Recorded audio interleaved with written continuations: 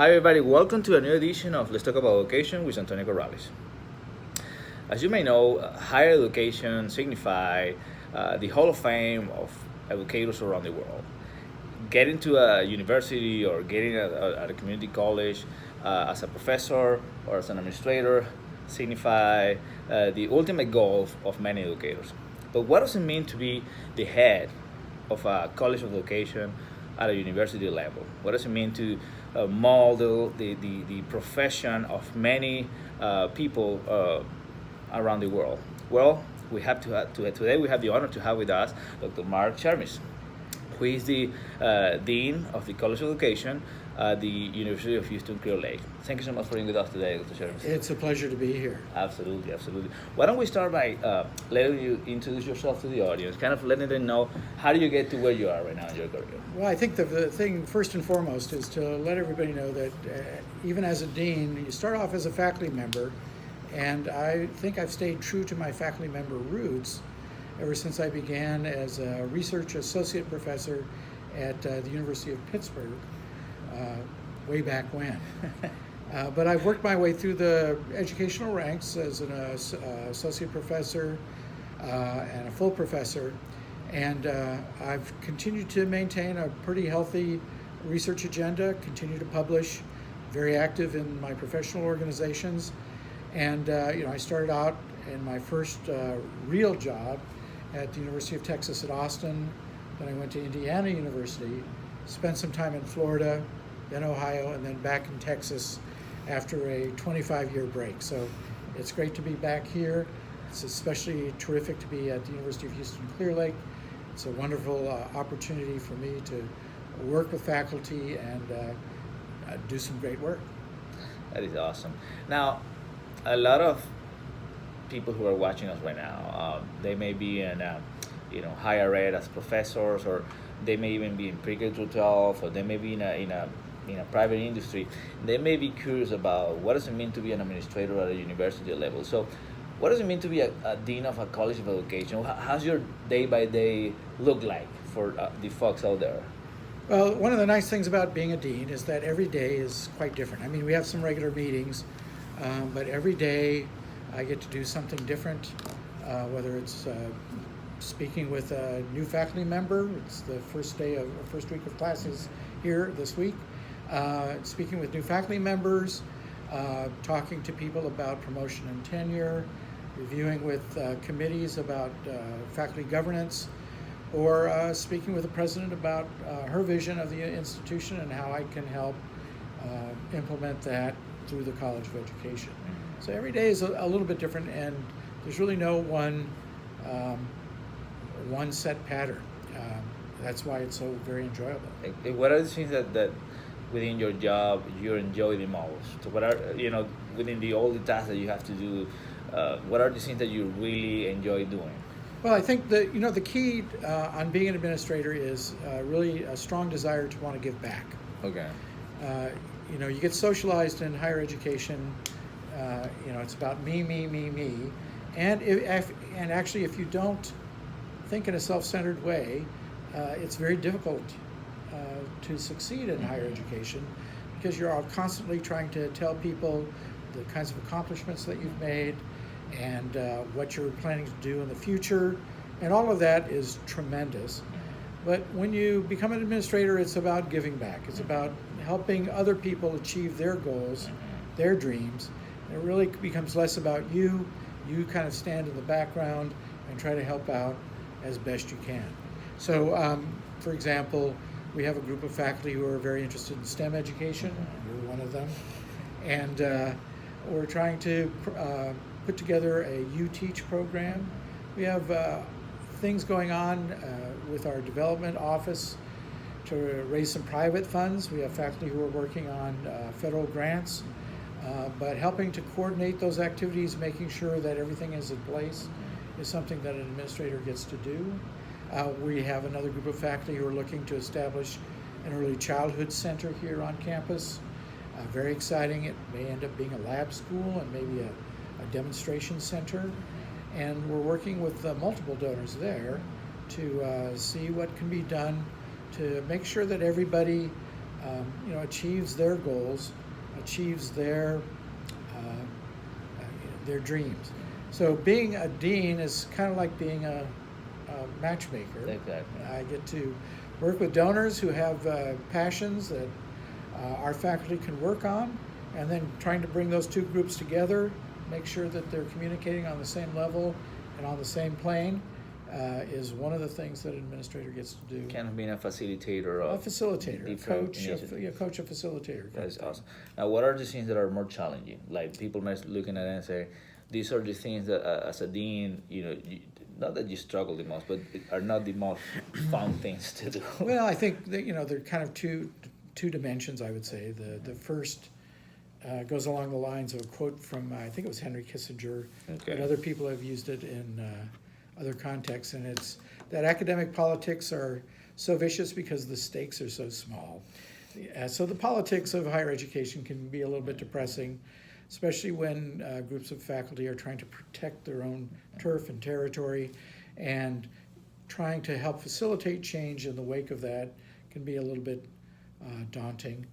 And then the perennial problem that you have as an administrator has to do with budgets. And sometimes the budgets are okay, sometimes they're not. And so what you have to do is you have to communicate as effectively as you possibly can to different contingencies and say, look, this is what we're doing, this is what we're going to have to do, this is how long it's going to take, these are the kinds of changes that we're anticipating. So trying to prepare people for the future, either with more money in the budget or less money in the budget, is sometimes a daunting challenge. Yeah. Well, kind of following up on that, we have heard a lot of folks talking about folks who are in management in higher ed talking about the tenure factor, especially when you're, in a management position and you have to develop initiatives like you're saying, or promote change. Yeah. Different than other industry, as an administrator, you have to deal with that factor. What does that mean for you, or what do you recommend to other administrators who may be looking at us in terms of that factor when having to promote initiative or having to get things done? No, it's really the penultimate dilemma for anybody in higher education. If you actually take a look at what tenure does, it really is designed to squash change.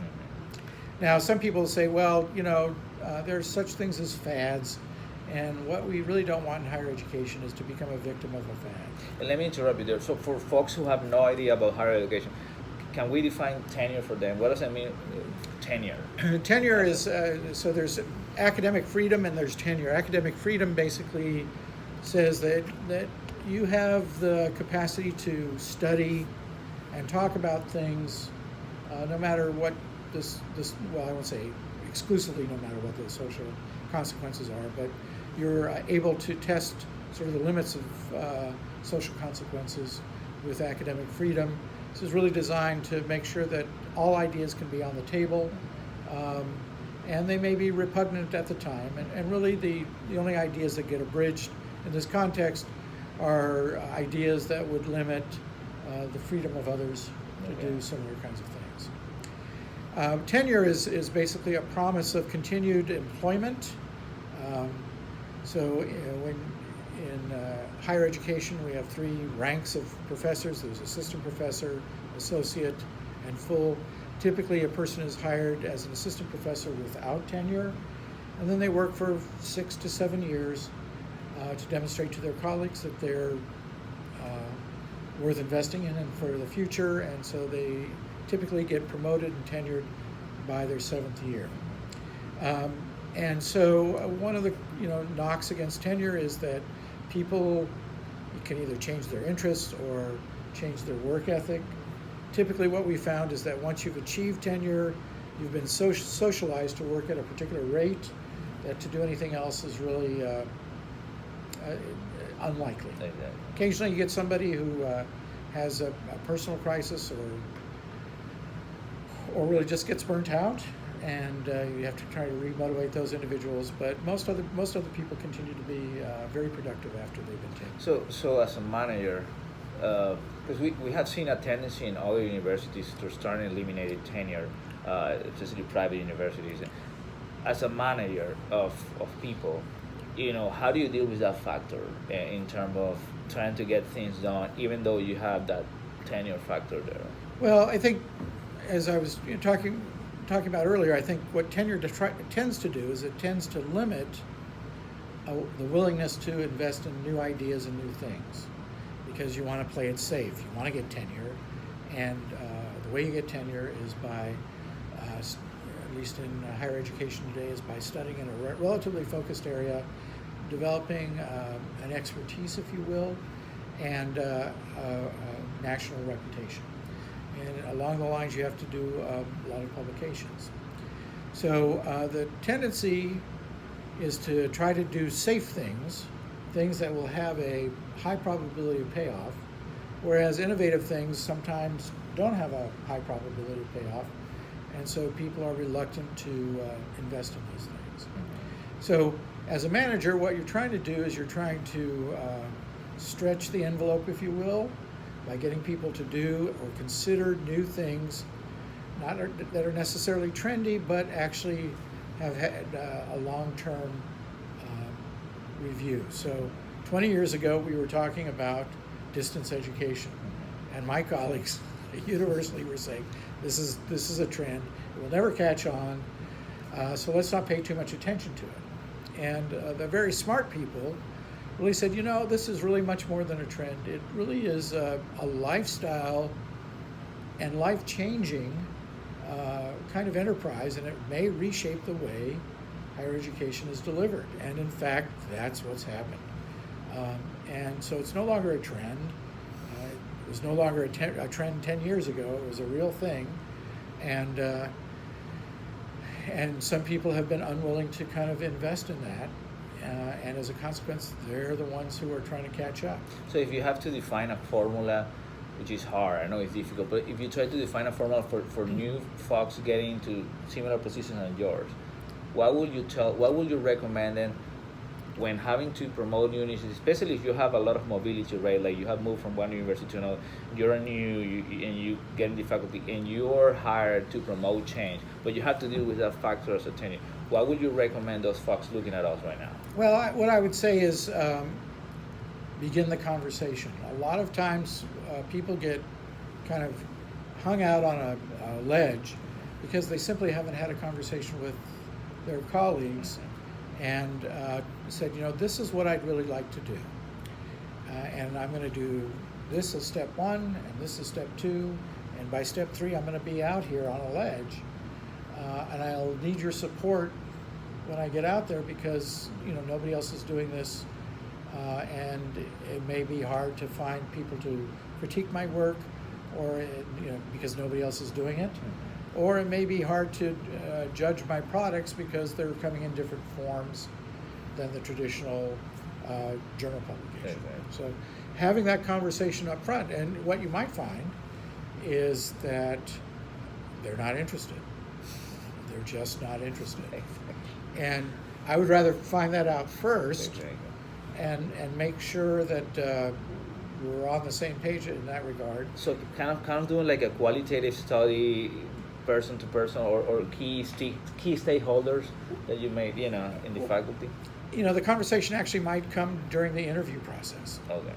So you might go, you might be enticed by a job posting that suggests that this institution or this department is really interested in some kind of innovation that you want to be a part of. But to have that conversation during that interview phase by saying, this is what I'd really like to do, and this is how I think I can do it, and at the end, I suspect I'll be in this kind of position, and I want to know, would you be okay with me doing 2 full-length documentaries as a replacement for some articles? It's going to be as much work. It's going to be, it's going to have much more visibility, but it's not a traditional kind of outcome that typically people in higher education would be looking for. Would you be comfortable with that? And if they say, nah, that's not the place that you thought it was, and look elsewhere to get that kind of innovation. Correct. But to find out whether the buy-in can be done early, I think is a really smart move if you're looking to be an innovator. Correct. Again, people accuse faculty of being great liberal thinkers and outside the box, but I think you'll find that after having many conversations with faculty across the university, they can be as conservative as any other place in the state or country. So have that conversation up front. Make sure that your dean is on board, and you have, it's a calculated risk. The dean might not be there. The average tenure of a dean is about 6 years. All right. So, you might not have the support that you originally thought of, but to have the conversation along the way to make sure that you're on the right track is really what I would recommend more than anything else. Okay. That's fantastic. What do you think is the biggest challenge that universities and college of education are facing? Because we know that technology, like you're saying, is playing such a big role nowadays. How do you envision college of education within the next 10 years or so? And what are the challenges that current universities, in your opinion, after being in several institutions, are facing nowadays? Well, I think it all centers really on affordability. And I think that's just a cornerstone. If you look at what tuition is these days, only a very small percentage of the population can actually afford a 4-year college degree without making major sacrifices. And even if you get a supplement in terms of scholarship, for many people, for the average person, that still makes it very daunting to get a college degree. And I mentioned distance education earlier on. I think that somebody's going to get the Walmart version of a college degree, online degree, make it very affordable, and it's going to really strain regional institutions such as ourselves. I think the only people that will be immune to that kind of pressure would be the very research-intensive institutions, which have other funding sources besides tuition. So I actually think that's a major cornerstone that will be very, very challenging to. Well, especially with the current structures that the traditional university has, kind of having to adapt to that reality. Well, I think we do. I think a very good job. There are some people who really want to have a real live person in front of them, but most people are opting for convenience. They want to assume that the instructors are top notch, and that the course is going to be delivered in a way that will capture their attention and keep them motivated. And so at the university right now, we have probably 30% of our courses that are online and 70% that are delivered in a traditional face-to-face. That percentage balance is going to change. And like I said, right now, we're still expensive. And so people are going to look at that one entity or two entities that really comes out with a sort of a Walmart, a wide array of choices at a very reasonable price. I think that's really going to be the challenge for higher education and even colleges of education. Exactly. That makes sense. What about your recommendation for future higher ed professionals that may be looking at us right now? They may be in pre-K through 12, there may be administrators there, they may be in private industry willing to transition to higher ed. What would you recommend them to do to take the right steps to kind of having a career path such as like yours? Well, I think people who are considering higher ed careers, who are transitioning from public schools or businesses and industry, I think the real biggest challenge is that writing becomes sort of the most difficult component of it. They've been very successful, and their experience in the classroom is tremendous. But sometimes when you've had success for doing one thing, it's hard to break the mold and say, what higher education is going to really reward me for is the discovery and creation of new knowledge and writing about that. That's the coin of their realm. And that isn't exactly what I've been doing, all my life. And so it really takes a break of the mold for that successful professional to move into higher education and then develop a strong writing track. It really does take some just deliberate steps on their part in order to do that. I think you've been very successful in making that transition. And many people are, but some people really struggle with that. And not only in educational leadership, but across the board where we have people. And in part, that's one of the reasons that our adjunct pool is so successful is these are individuals who really can't take the time to do the writing. They love to teach. They love to be with our students. They have tremendous experience. We value them quite highly. And they're very successful in that role, but to transition into a full-time role really takes a break of the mold. Correct. I want to thank you one more time, Dr. Chen, for being with us today. Tremendous knowledge. Folks out there, remember that we have this interview and many others in Antonio Corrales. Let's Talk About Education with Antonio Corrales YouTube channel. Please help somebody today and see you next time. See you next time. Thanks.